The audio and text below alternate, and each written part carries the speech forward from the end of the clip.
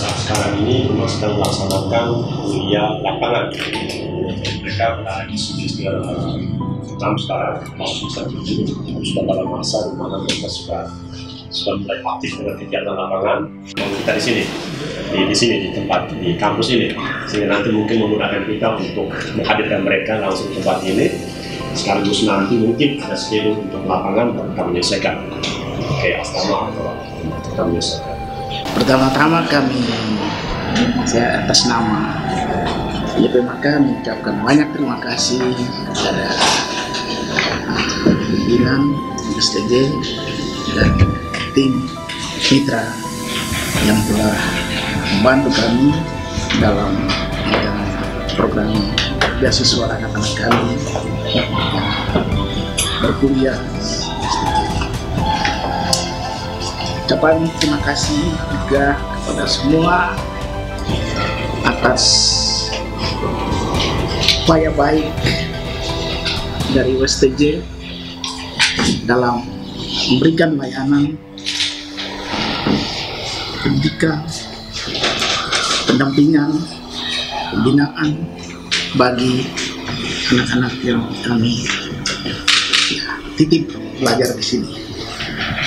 Berikut atas nama yayasan kami mengucapkan terima kasih, di mana beberapa waktu lalu sudah ada kesepahaman yang tertuang dalam PKS yang sudah ditandatangani. Rektor dan para dosen dan tim pengelola yang sudah menyediakan waktu untuk kita bisa bertemu pada kesempatan ini. Jadi seperti biasa bahwa dalam melaksanakan program kita di YPMK selalu ada monitoring dan evaluasi.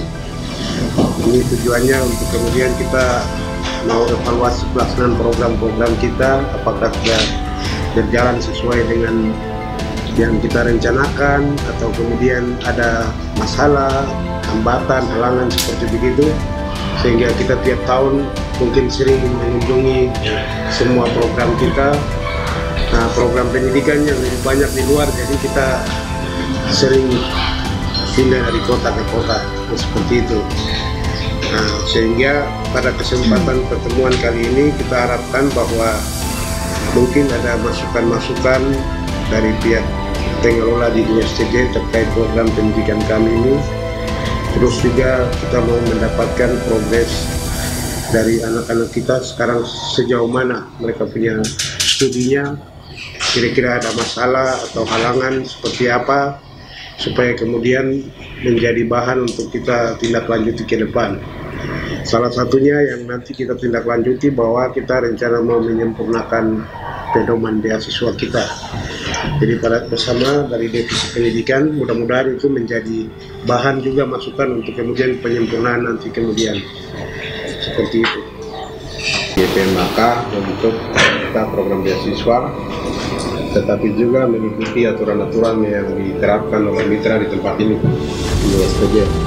Jadi aturan-aturan dipenuhi baik secara akademis maupun aturan-aturan yang ada di asrama dalam hal menaati disiplin dan tata tertib yang tadi ini. Kemudian secara akademis juga kami sampaikan terima kasih untuk mereka yang ikuti aturan dengan benar. Ya, begitu. Jadi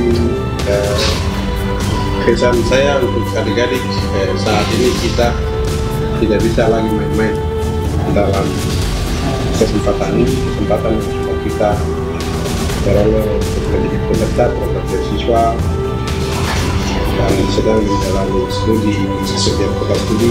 Adik-adik yang ada di tempat ini, kami sarankan supaya tidak main-main dalam studi, tidak main-main lagi. Jadi kita semua ketahui bahwa begitu LPMK atau lembaga diganti dengan YPMK tahun 2019 sampai dengan saat ini itu tidak ada penerimaan peserta program beasiswa.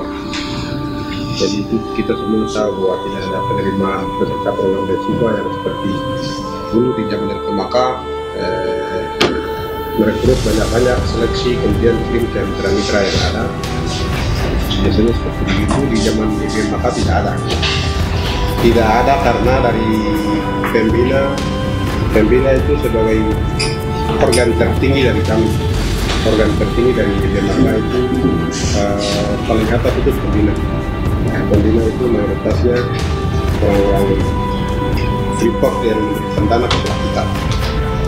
Mereka putuskan untuk kami tidak boleh lagi menerima peserta program beasiswa seperti yang pembekal ini, tetapi kami dianjurkan untuk pertahankan jumlah keseluruhan 3.000 yang ada di seluruh Indonesia. Jadi jumlah keseluruhan kita sampai saat ini ada 3.000 di seluruh Indonesia, termasuk negara-negara di dalam itu, dan dianjurkan oleh pembina supaya kami tidak menambah peserta lebih dari 3.000 itu. Ya, dan di saat ini kita juga ditugaskan oleh pembina untuk kita yang menjalankan program ini benar-benar efisien dalam penggunaan anggaran, tetapi juga mempertegas aturan-aturan untuk adik-adik bisa menyelesaikan pendidikan tepat waktu, pendidikan sesuai dengan ketentuan pedoman beasiswa yang ada. Jadi kalau di zaman pembakar kita pernah melihat atau mendengar tentang isi pedoman program beasiswa itu untuk orang yang kuliah S1 itu 5 tahun. 5 tahun saja, tidak melebihi dari itu. Dan yang D3 3 tahun, S2 2 tahun, itu kedua. Dan seharusnya sosialisasi ini sudah kita harus jalankan di 2020-2021, tapi karena di situ banyak persoalan, terutama karena COVID, kita tidak bisa bergerak kemana-mana, sehingga di saat itu kita tidak bisa buat apa-apa.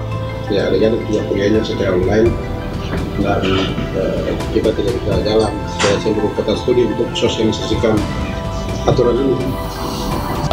Cerita sedikit, mungkin pertama soal kerjasama ini dimulai tahun berapa, kemudian ini sudah berapa angkatan lah istilahnya begitu, kemudian yang terakhir secara singkat saja terkait dengan perkembangan studi mereka dan juga perkembangan pembinaan kepribadian yang sudah dilakukan di asrama. Ya, terima kasih. Yang pertama, USTJ sebagai mitra dari LPMK sejak tahun 2007-2008 ya, angkatan pertama, dan sejauh ini sudah ada 4 angkatan. Nah, dalam proses ini berubahnya nomenklatur dari lembaga menjadi yayasan ini di tahun yang keempat ya, di angkatan tahun 2019 itu tahun yang keempat atau angkatan yang keempat. Nah, sejauh ini USTJ sebagai mitra ini bekerjasama dengan YPMK. Ini kita ada beberapa hal yang kita tangani di sini, melakukan pendampingan, pembinaan. Yang pertama di bidang pendidikan, dan yang kedua di bidang non-akademik atau non-pendidikan. Nah, untuk pendidikan sendiri, kita di USTJ melibatkan berbagai macam stakeholders yang ada di lembaga ini secara struktural. Kita sama-sama mendampingi adik-adik kita, anak-anak kita, hingga tuntas ya. Kemudian di bidang non-akademik, mereka juga kita dampingi dalam beberapa hal yang berkaitan dengan pengembangan mental karakter, misalnya di bidang kerohanian, termasuk juga di bidang komunikasi, dan juga mengembangkan minat bakat mereka di bidang olahraga. Nah, itu hal-hal di luar dari bidang pendidikan. Nah, untuk bidang pendidikan sendiri, karena kita melibatkan semua pemangku kepentingan yang ada di mitra ini, sehingga semua anak didik kita melibatkan mereka untuk menjadi dosen Bali, sehingga kita bisa memantau setiap aktivitas perkembangan studi mereka setiap semester. Jadi kita evaluasi setiap semester, misalnya sejauh mana perkembangan studi mereka, dan kemudian kita memberikan semacam tutorial khusus sehingga mereka bisa dengan cepat menyelesaikan program ini sesuai dengan apa yang sudah diputuskan melalui MOU ataupun perjanjian kerjasama, batas akhir atau batas waktu menyelesaikan pendidikan. Kemudian sejauh ini anak-anak kita di angkatan yang keempat ini, angkatan tahun 2019, mereka sudah memasuki semester 6, dan di semester 6 ini 98% mereka sudah menyelesaikan mata kuliah dan tinggal masuk ke proses tugas akhir atau skripsi. Nah, dengan demikian kita harapkan 4 tahun masa studi mereka ini sudah berakhir. Itu masa studi yang paling cepat sebenarnya, 3,5 tahun sebenarnya 4 tahun.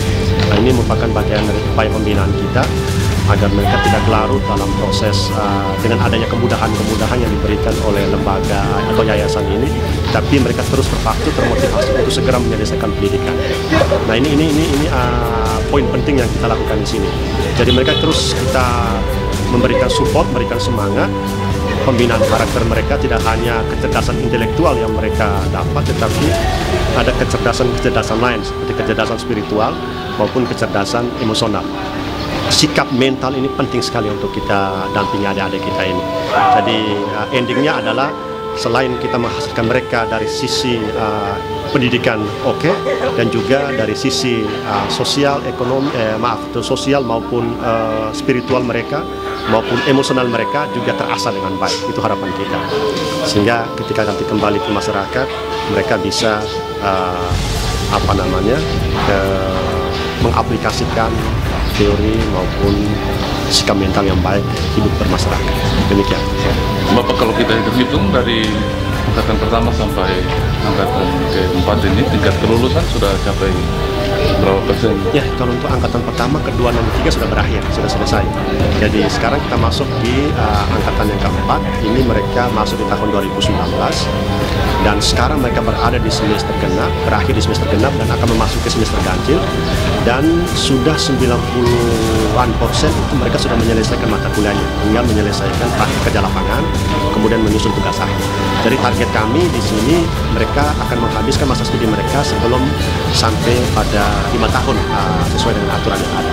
Itu harapan kita bersama.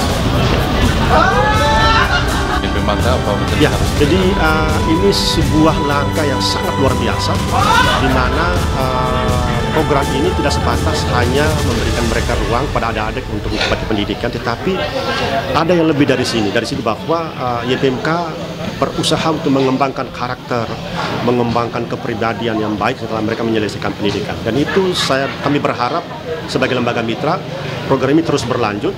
Dan kita akan terus setia untuk mendampingi, kemudian memberikan pelayanan pendidikan dan juga pembinaan sesuai dengan aturan yang ada. Dan endingnya harapan kita adalah mereka terbangun sebuah karakter, sebuah sikap mental yang baik ketika menyelesaikan pendidikan. Jadi ini adalah suatu langkah yang luar biasa dari YPMK.